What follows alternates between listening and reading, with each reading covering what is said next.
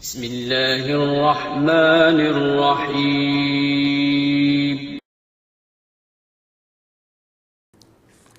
اگر اللہ کے بارے میں برے خیالات آئیں، حمزہ یو کے،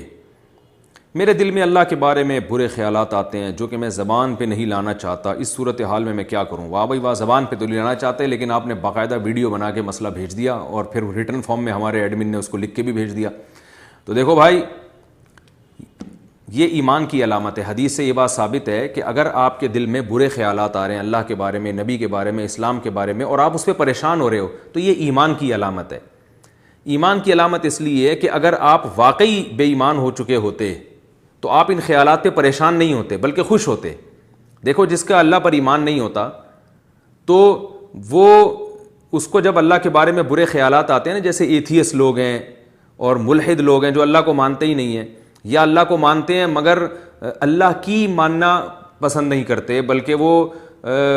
ماننا نہ ماننا برابر ہے، تو ان کے سامنے جب کوئی اللہ پہ اعتراضات کرے یا ان کے دل میں اللہ کے بارے میں برے خیالات ہیں تو وہ پریشان نہیں ہوتے بلکہ وہ اور کفر میں مضبوط ہوتے ہیں۔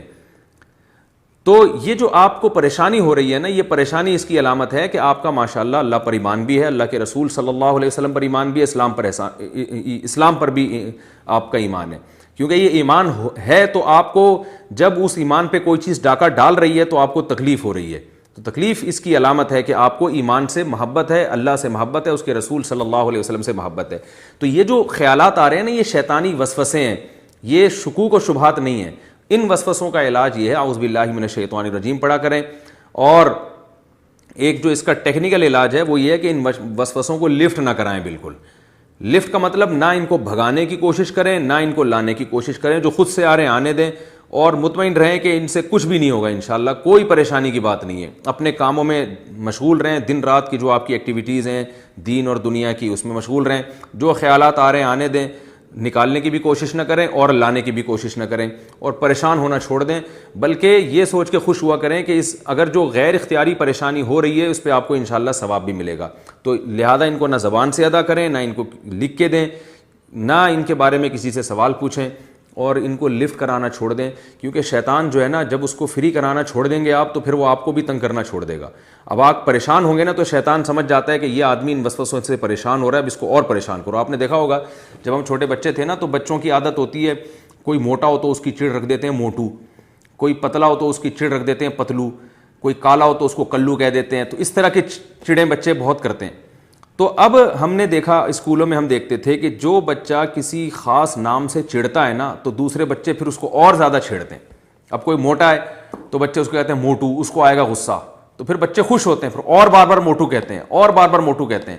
تو وہ بیچارہ موٹا جو ہے نا وہ ٹینشن سے پتلا ہو جاتا ہے یہ موٹو کا لفظ سن سن کے۔ تو اس کا علاج یہ تھا کہ بھائی وہ لفٹ نہ کرائے، وہ کوئی موٹو کہہ رہا ہے تو بھائی کہنے دو۔ تو بچے جب دیکھیں گے اس کو تو ٹینشن ہی نہیں ہو رہی، تو بچوں کا تو مقصد یہ تھا نا ٹینشن دینا، جب وہ دیکھتے ہیں کہ اس کو ٹینشن ہو ہی نہیں رہی ہے تو وہ پھر اس کو موٹو کہنا ہی چھوڑ دیتے ہیں، تمیز سے نام سے پکارتے ہیں اس کو۔ تو یہ انسان کی فطرت ہے، عادت ہے، شیطان کی بھی یہ فطرت ہے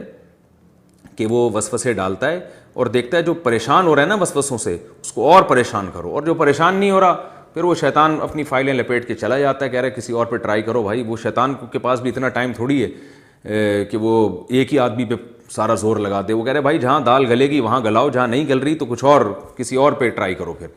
تو یہ بالکل ایسے ہی جیسے عاملوں کے معاملے میں، جنات کے معاملے میں جو زیادہ جنات کو فری کراتے ہیں نا، زیادہ ڈرتے ہیں وہ یہ نہ ہو جائے اور یہ والا تعویذ اور وہ والا تعویذ، اور جنات پریشان بھی انہی کو کرتے ہیں، جو زیادہ ان چکروں میں نہیں پڑتے وہ جنات ان کو پریشان بھی نہیں زیادہ کرتے۔ تو بالکل اسی طرح وسوسوں کو بالکل لفٹ نہ کرائیں۔ نو لفٹ کا جو ہے نا وہ اپنے دل کے اوپر ایک نوٹس لگا کے رکھ دیں، شیطان جب بھی آئے تو نو لفٹ دیکھ کے واپس چلا جائے، تو انشاءاللہ یہ وسوسے خود بخود ختم ہو جائیں گے۔